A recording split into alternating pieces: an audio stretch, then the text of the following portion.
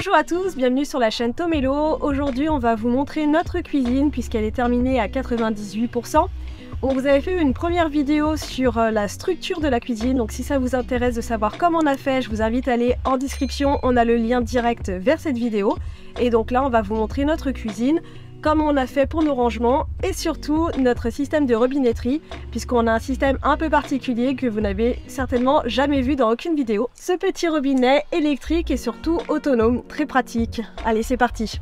Donc notre cuisine, on a choisi de la mettre sur cette partie du fourgon. On a gardé notre séparation d'origine, on avait un peu de mal à trouver comment la camoufler. Finalement, on a choisi un système de rideau. On avait aussi cette petite fenêtre qui était déjà présente, donc très pratique pour pouvoir quand même avoir un peu de jour et pouvoir jeter un petit coup d'œil en cas de besoin de part et d'autre. Ici, on a tout ce qui est partie plan de travail avec les rangements en dessous.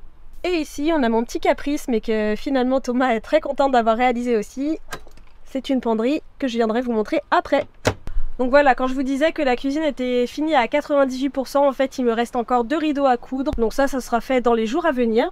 Ici, on trouve notre système de cuisson. Donc en fait, on a choisi une plaque double feu qui marche avec des petites bonbonnes de camping gaz comme ceci, puisque en fait nous, notre van ne sera pas en VASP. Donc on ne pouvait pas faire un système avec une grosse bouteille de gaz. Donc voilà, elles seront branchées uniquement au moment où on voudra faire la cuisine. Donc juste en dessous, on a tout ce qui est partie vaisselle. Là, quelques petites astuces. Donc on a le presse-agrumes, hop, sur un petit clou. Notre mini poêle, ça très pratique pour le petit œuf du matin. Ici, une petite construction MacGyver de Thomas. Hop, voilà. Très pratique à enlever et à remettre et ça prend pas de place.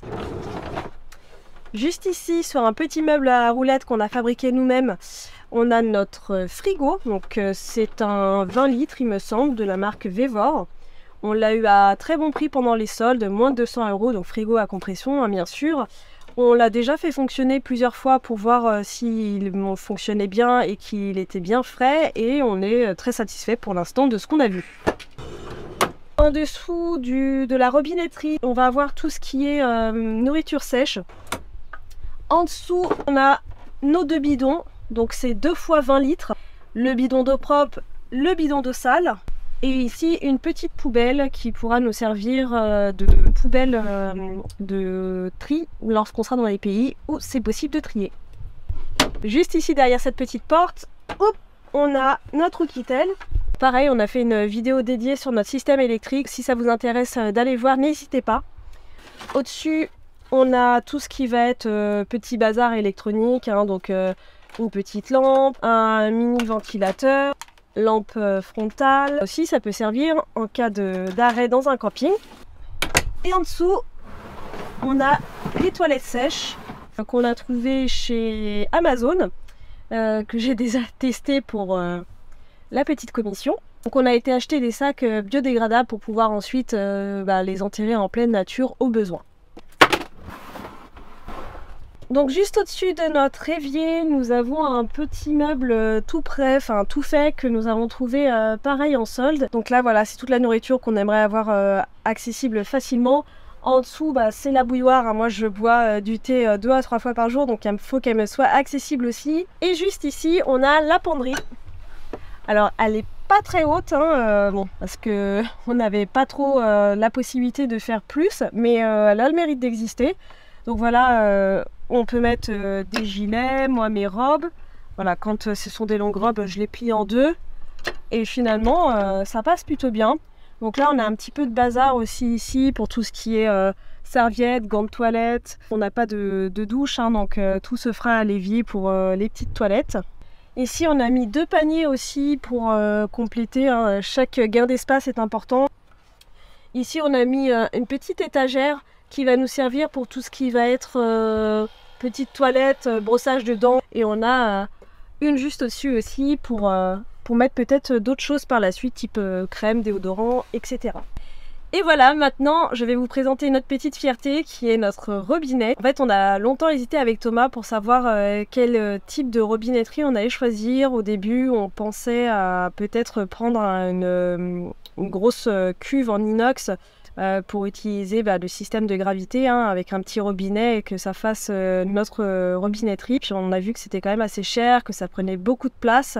Et voilà, en cherchant de fil en aiguille, Thomas est tombé sur ce petit robinet qu'on a trouvé sur le site Geekbuying. Donc on vous mettra pareil le lien dans la description si ça vous intéresse. Étant donné qu'on n'a pas choisi un système d'électricité dit classique pour les vannes, on voulait un robinet qui soit autonome et qui ne soit pas constamment branché sur notre système électrique. Donc je vais vous montrer comment il fonctionne. En fait, c'est un petit robinet, hop, avec batterie et pompe intégrée. Donc en fait, on a simplement à le recharger ici de temps en temps en USB. Il a ce petit tuyau qui va directement dans notre bidon d'eau propre. Et on l'a positionné de façon à ce qu'il soit qu'il prenne le moins de place possible, parce que normalement il est livré avec un gros pied, mais ça rentrait pas sinon sur notre plan de travail. Donc ce qui est très pratique dans ce robinet, c'est qu'il a deux options. Donc soit on peut l'ouvrir de façon classique sur le bouton power, soit on peut le mettre en 600 ml, ce qui permet de faire des économies d'eau.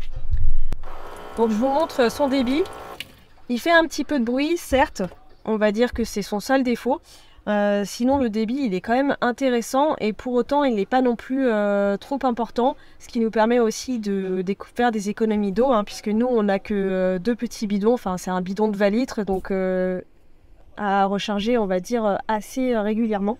Je vais vous montrer en dessous comment ça se passe. Voilà, donc ici en fait on a le tuyau de notre robinet qui arrive dans notre bidon d'eau propre. On a fait juste un petit trou de quoi passer le tuyau.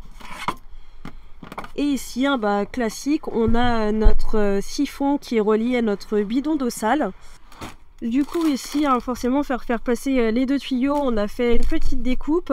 Voilà, on espère que cette vidéo vous a plu. Dites-nous si vous aviez déjà vu ce système. En tout cas, nous, on l'a vu sur aucune vidéo de Van Lifer, parce qu'on a beaucoup cherché. Donc on est très contents. Surtout, n'hésitez pas, si vous intéresse, on a le lien en description. Et puis on vous dit à bientôt pour une prochaine vidéo. Ciao! Et voilà, ça y est, les rideaux sont cousus. Donc petit rideau tout simple sur une corde élastique. Je pense qu'on fera tout le temps comme ça.